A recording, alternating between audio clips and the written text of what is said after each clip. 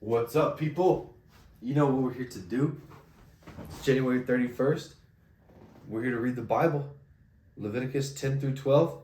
We're going to jump right into it. It's been a strong start to the year. It's crazy how fast the time flies by. We're 1 month in. Let's just dive into this thing. The profane fire of Nadab and Abihu. Then Nadab and Abihu, the sons of Aaron, each took his censer, I don't know what that is, and put fire in it, and put incense on it, and offered profane fire before the Lord, which he had not commanded. So the fire went out from the Lord and devoured them, and they died before the Lord. And Moses said to Aaron, "This is what the Lord spoke, saying, by those who come near me, I must be regarded as holy, and before all the people I must be glorified." So Aaron held his peace. Then Moses called Mishael and Elzaphan, the sons of Uzziel, which is the uncle of Aaron, and said to them, "Come near, carry your brethren before the sanctuary out of the camp." So they went near and carried them by their tunics out of the camp, as Moses said.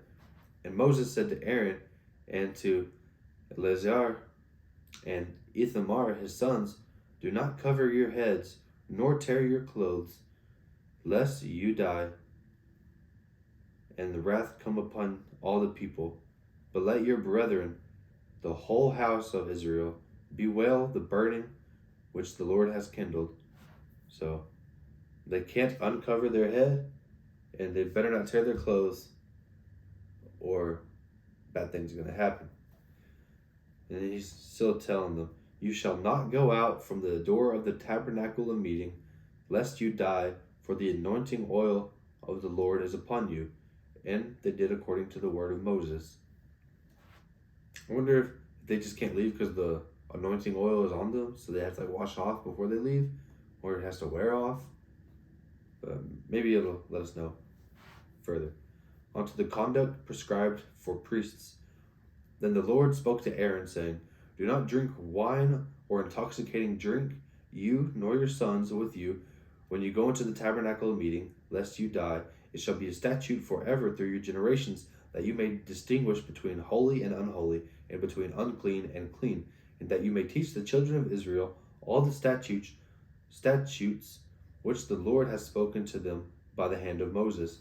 And Moses spoke to Aaron and Eleazar and Ithamar, his sons who were left, "Take the grain of offering that remains of the offerings made by fire to the Lord, and eat it without leaven beside the altar, for it is most holy. You shall eat it in the holy place, because it is your due and your son's due of the sacrifices made by fire to the Lord, for so I have been commanded." I wonder if when they're eating this grain that's been burnt, the remainings of the offering, if they're allowed to season it or anything to make it taste better, or if it's just some grain. Anyway, onward. The breast of the wave offering and the thigh of the heave offering, you shall eat it in a clean place, you and your sons and your daughters with you, for they are your due and your sons' due, which are given from the sacrifices of the peace offering of the children of Israel. The thigh of the heave offering and the breast of the wave offering, they shall bring with the offerings of fat made by fire to offer as a wave offering before the Lord, and it shall be yours and your sons with you by statute forever, as the Lord has commanded. Then Moses made careful inquiry about the goat of the sin offering, and there it was burned up, and he was angry with Eleazar and Ithamar, the sons of Aaron, who were left, saying, "Why have you not eaten the sin offering in a holy place, since it is most holy, and God has given it to you to bear guilt of the congregation, to make atonement for them before the Lord?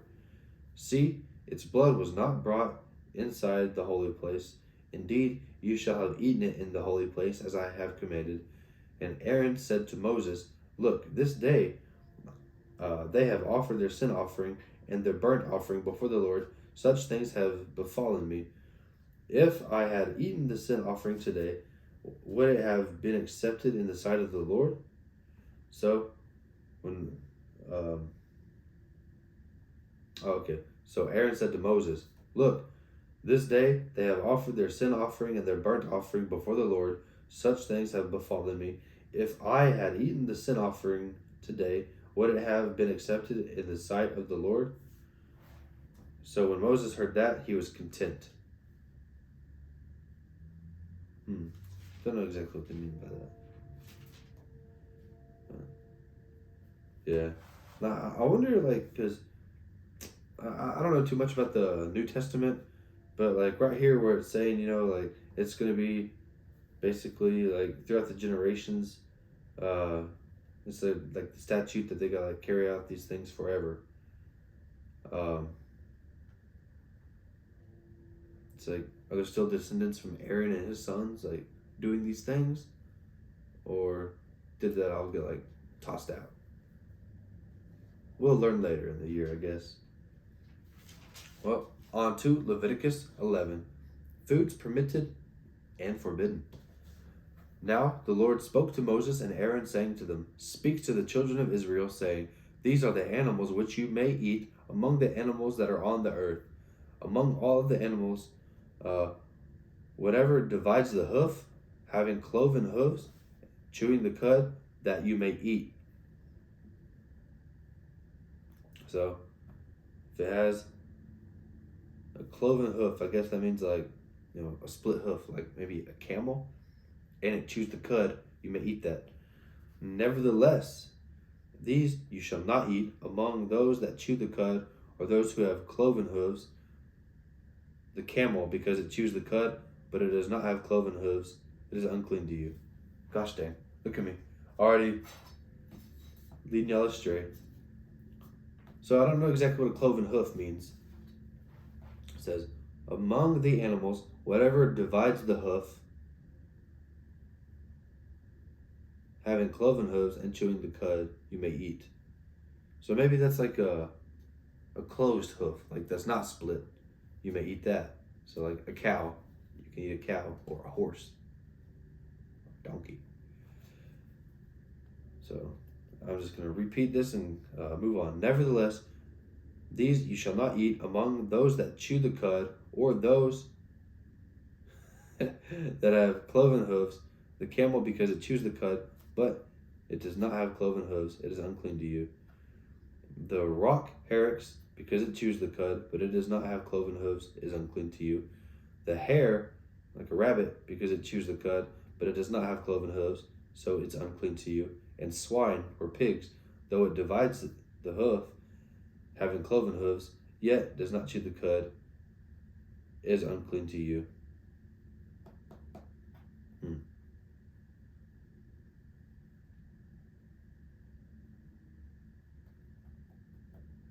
I'm confused. We're going to move on. Their flesh you shall not eat, and their carcasses you shall not touch. They are unclean to you. These you may eat, all of that are in the water. Whatever is in the water and has fins and scales, whether in the seas or the rivers, you may eat of it. But all in the seas or all in the rivers that do not have fins and scales, all that move in the water, or any living thing which is in the water, they are an abomination to you. So perhaps like a squid. They shall be an abomination to you. You shall not eat their flesh, but you shall regard their carcasses as an abomination. Whatever in the water does not have fins or scales, that shall be an abomination to you. And these you shall regard as an abomination among the birds. They shall not be eaten, they are an abomination. The eagle, the vulture, and the buzzard, the kite and the falcon after its kind, every raven after its kind, the ostrich, the short-eared owl, the seagull, and the hawk after its kind, the little owl, the fisher owl, and the screech owl, the white owl, the jackdaw, and the carrion vulture, the stork, the heron after its kind, the hoopoe, and the bat. All flying insects that creep on the all fours shall be an abomination to you. Yet these you may eat of every flying insect that creeps on all fours, those that have jointed legs above their feet, with which to leap on the earth. So maybe like a grasshopper. Those you may eat, the locust after its kind, the destroying locust after its kind, the cricket after its kind, and the grasshopper after its kind. But all other flying insects which have 4 feet shall be an abomination to you. So, unclean animals. By these you shall become unclean. Whoever touches the carcass of any of them shall be unclean until evening. So I guess like the dead body, like touching the carcass. Whoever carries part of the carcass of any of them shall wash his clothes and be unclean until evening. The carcass of any animal which divides the foot, but is not cloven hooved, or does not chew the cud, is unclean to you. Everyone who touches it shall be unclean. And whatever goes on its paws among the animal kingdom that go on all fours, those are unclean to you. Whoever touches any such carcass shall be unclean until evening. So I wonder if that means like dogs and cats. Whoever carries any such carcass shall wash his clothes and be unclean until evening. It is unclean to you. These also shall be unclean to you among the creeping things that creep on the earth, the mole, the mouse, and the large lizard after its kind, the gecko, the monitor lizard, the sand reptile, the sand lizard, and the chameleon. These are unclean to you among all that creep. Whoever touches them when they are dead shall be unclean until evening. Anything on which any of them falls when they are dead shall be unclean, whether it is any item of wood or clothing or skin or sack, whatever item it is in which any work is done, it must be put in water, and it shall be unclean until evening, and then it shall be clean.